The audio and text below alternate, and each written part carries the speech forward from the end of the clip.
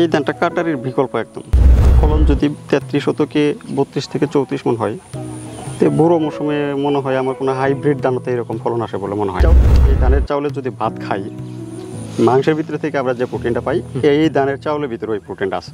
এটা রোপণ করবো হচ্ছে আপনার সারি থেকে সারের দূরত্ব দিয়ে দেবে 8 ইঞ্চি, সারের ভিতরে দিতে হবে 6 ইঞ্চি পরপর। আচ্ছা, প্রত্যেক গুছিতে 2 থেকে 3টে করে চারা দিতে হবে একদম চারা থেকে শুরু করে হারভেস্ট পর্যন্ত, এবং কি আপনি যখন বিরিয়ানি করে খাবেন বা ভাত রান্না করে খাবেন সেই পর্যন্ত গ্রাম মোটা চাউল ছাটাই কেটে তারপরে চিকন করে, তাহলে কিন্তু আমাদের ওই 2 নাম্বার কাটারি আর খেতে হবে না। আমরা অরিজিনাল কাটারির মতো চাউল।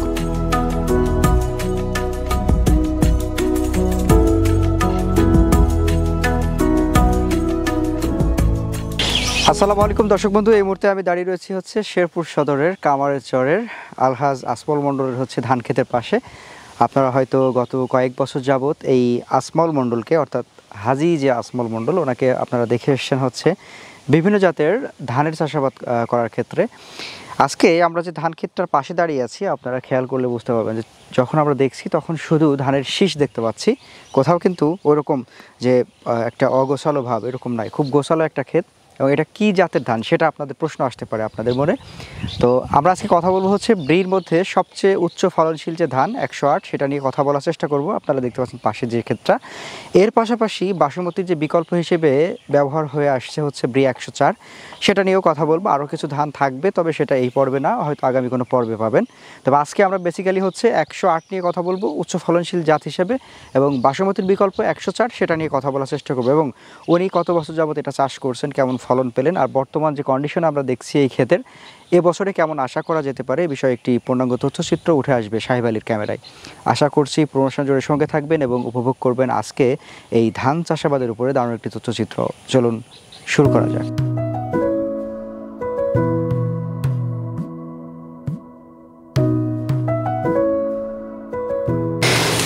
আসসালামু আলাইকুম। ওয়ালাইকুম সালাম। আলহাজ আসমল মণ্ডল ভাই। জি ভাই, কেমন আছেন? আলহামদুলিল্লাহ, আপনি কেমন আছেন? আলহামদুলিল্লাহ, অনেক দিন পরে দেখা হলো। আবারও আমরা হচ্ছে আপনার ধান খেতে চলে আসছি। জি, এবছরে আমরা কি কি ধান দেখব?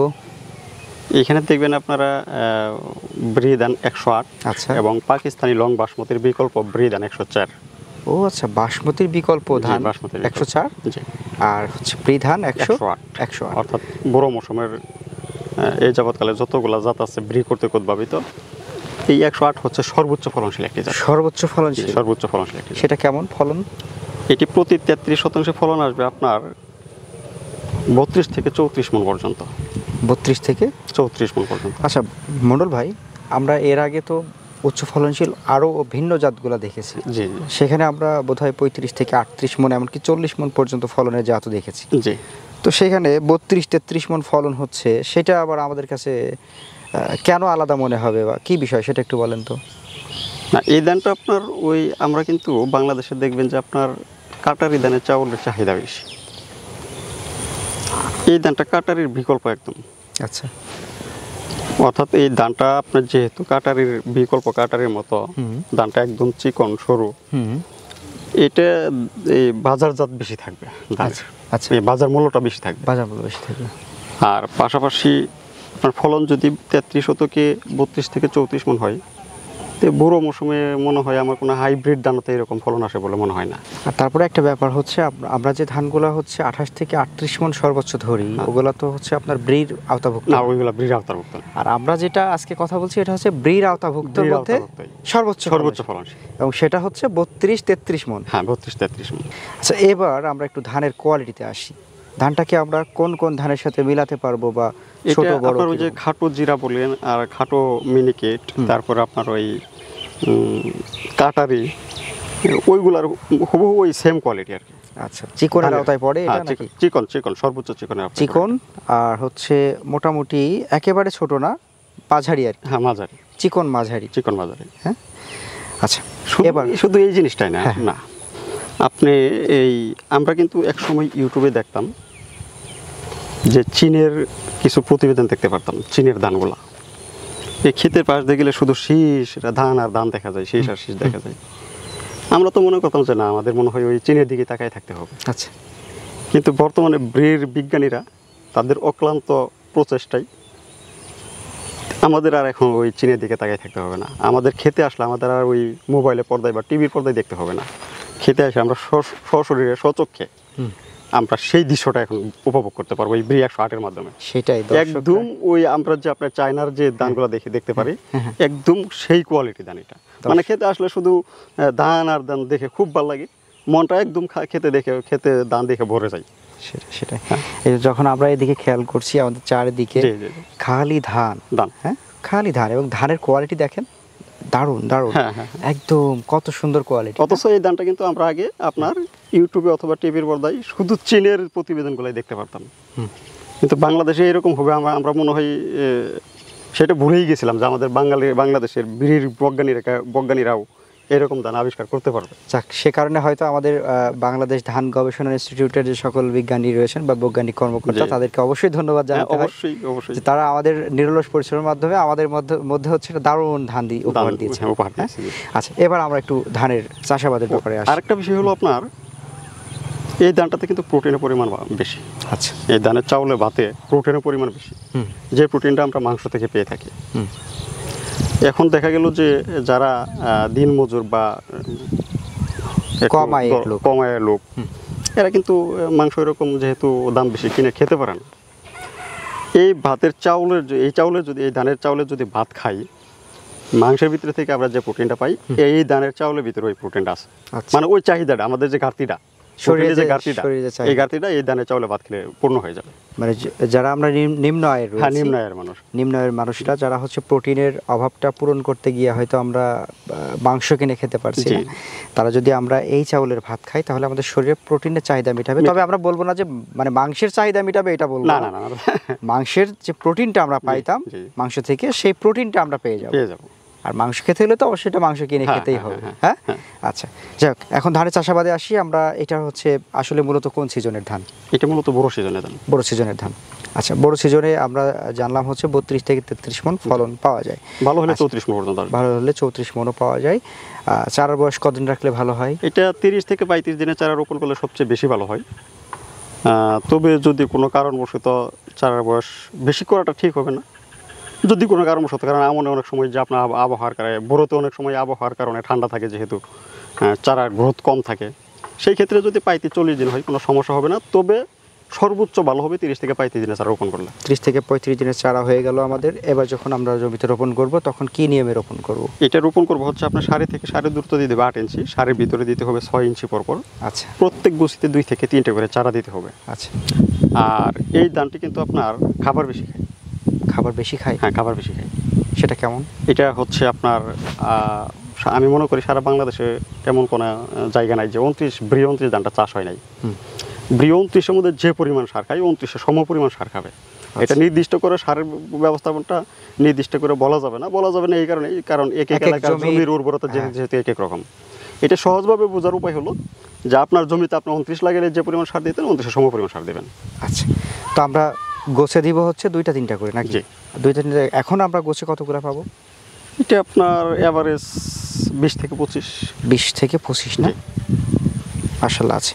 গাছের হাইট কেমন হয়? গাছের হাইট এটা ওই 29 যতটুকু হয়, অর্থাৎ 110 সেন্টিমিটার হবে। 110 সেন্টিমিটার। আমরা এটাকে কি মাঝারি বলবো নাকি উঁচু? মাঝারি। পুরা জমি যদি আমরা একটু খেয়াল করি, পুরা জমি খেয়াল করলে যেটা হবে যে আমরা কোথাও কিন্তু কোনো ব্লাস্ট পাচ্ছি না, কোথাও পোকায় আক্রমণ হয়েছে, ধানের যে শীষ সেটা শুকায় গেছে, এরকম কিছু নাই। এই ধানে আপনার রোগবালাই আক্রমণ খুব কম, কোনো ব্লাস্ট নাই। ব্লাস্ট প্রতিরোধী একটা ধান, BLV প্রতিরোধী। এবং এইবার কিন্তু আপনার সারা বাংলাদেশে একটা পোকার আক্রমণ অনেক বেশি ছিল, সেটা হলো মাজরা পোকা যেটাকে বলে। আপনি যদি আমার এই পুরা জমি, এখানে 1 একর 4 শতাংশ জায়গা আছে, আপনি যদি পুরা জমি আপনি খুঁজেন, আমার মনে হয় না একটা মরা শীষ বা মাজরা পোকা খাওয়ার শীষ পাবেন কিনা আমার মনে হয়।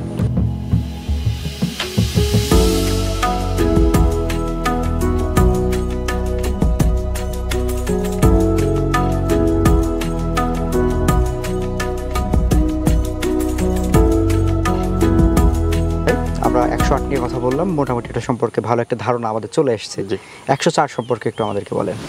104 ধানটা হচ্ছে আপনার পাকিস্তানি যে লং বাসমতি চাউলটা আমরা কিনে খাই, এই পাকিস্তানি লং বাসমতির বিকল্প। আচ্ছা, বর্তমান বাজারে কিন্তু আপনার পাকিস্তানি লং বাসমতি 1 কেজি চাউল যদি আপনি কিনতে যান তাহলে কিন্তু আপনার 480 টাকা নেবে।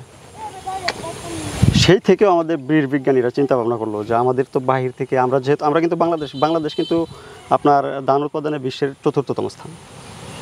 আচ্ছা, তা আমরা 4র্থতম স্থানে থেকে যদি আমাদের বাহির থেকে বাসমতি চাউল নিয়ে আসতে হয়, এটা তো মনে করে দেশের জন্য একটা হতভাগা ছাড়া কিছু না। অথবা কাছাড়া কিছুই না। ধান উৎপাদনে আমরা ধান উৎপাদনে আমরা যদি পৃথিবীর ভিতরে 4র্থতম স্থান থাকতে পারি তাহলে আমরা ওই চাহিদাটা কেন পূরণ করতে পারবো? সেটাই। সেই চিন্তাধারা থেকে বিয়ে থেকে এই ব্রি 104 পাকিস্তানি লং বাসমতির বিকল্প হিসাবে উদ্ভাবন করেছেন। ওইটাও একটা উচ্চ ফলনশীল জাত। ওইটি প্রতি 33% আপনার ভালো করতে পারলে 26 থেকে 28 মণ পর্যন্ত ফলন আসবে। যেখানে পাকিস্তানি লং বাসমতি আসবে সর্বোচ্চ ভালো যদি করতে পারে 20 থেকে 22 মণ। সেটা চেয়ে আমরা দানও বেশি পাচ্ছি। আর সবচেয়ে বড় কথা হচ্ছে আমরা এই বাসমতি চাউলের যে চাহিদাটা এই আমাদের দেশেই উৎপাদন করে আমরা দেশের চাহিদাটা পূরণ করতে পারছি। ওটাতে ঘ্রাণ আছে কিনা? হ্যাঁ, ঘ্রাণ আছে। ঘ্রাণ আছে? ঘ্রাণ আছে। এটা একটা বড় অ্যাডভান্টেজ। হ্যাঁ, যে আমরা হচ্ছে লং বাসমতির বিকল্প যেটা পাচ্ছি ওটাতে আবার ঘ্রাণও পাচ্ছি। জি। আচ্ছা, ওটা কি মানে ক্ষেতের সময় ঘ্রাণ নাকি আসলে যখন আমরা খাবার খাবো একদম চারা থেকে শুরু করে হারভেস্ট পর্যন্ত, এবং কি আপনি যখন বিরিয়ানি করে খাবেন বা ভাত রান্না করে খাবেন সেই পর্যন্ত ঘ্রাণ থাকবে। বাহ, মাশাআল্লাহ, দারুণ একটা ব্যাপার। যাই হোক, ওইটা হচ্ছে আমরা চাষাবাদের নিয়মটা একটু শর্টে জেনে নেব। ওইটা চাষাবাদের নিয়ম। ওই ধানটা কিন্তু প্রচুর পাশ কাটি আসে। আচ্ছা, ওই ধানটা সারি থেকে সারি দূরত্ব দিতে 8 ইঞ্চি, সারির ভিতরে 6 ইঞ্চি। প্রত্যেক গুছিতে 1 থেকে 2টা করে চারা দিতে হবে। 1 থেকে 2টা চারা দিলে যথেষ্ট। তাতে কতগুলো আসবে? 1 থেকে 2টা করে দিলেও আপনার 25 থেকে 30টা আসবে। বিরাট ব্যাপার। তার মানে এর চেয়ে আরো বেশি আসবে? এর চেয়ে আরো বেশি পাশ কাটি আসবে। আচ্ছা আচ্ছা।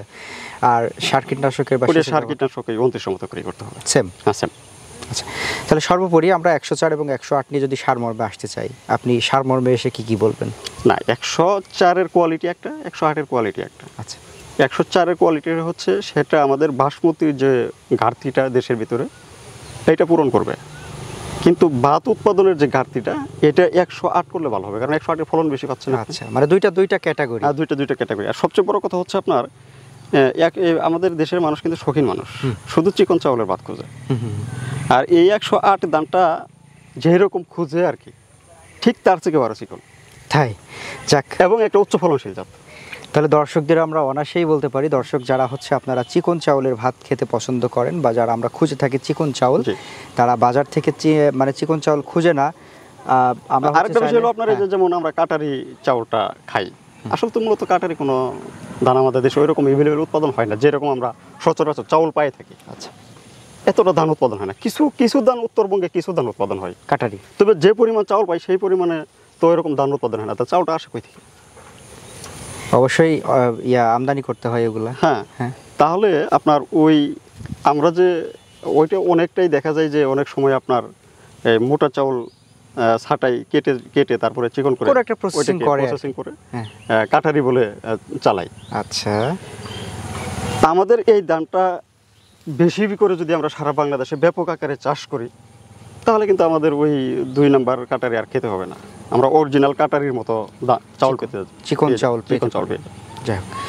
যাই হোক, ধন্যবাদ। আপনার সাথে কথা বলে বেশ ভালো লাগলো। আর দর্শকদের বলতে চাই যে দর্শক যারা হচ্ছে আপনারা চিকন চাউল খুঁজেন বা চিকন চাউলের ধান খুঁজেন যেখানে ফলন হবে ভালো, মানে এক তো চিকন হবে তারপরেও ফলন হবে সর্বোচ্চ ফলন হবে বোরোতে, তাহলে আপনারা ব্রি উদ্ভাবিত যে ধানটা রয়েছে 108 এটা চাষ করতে পারেন।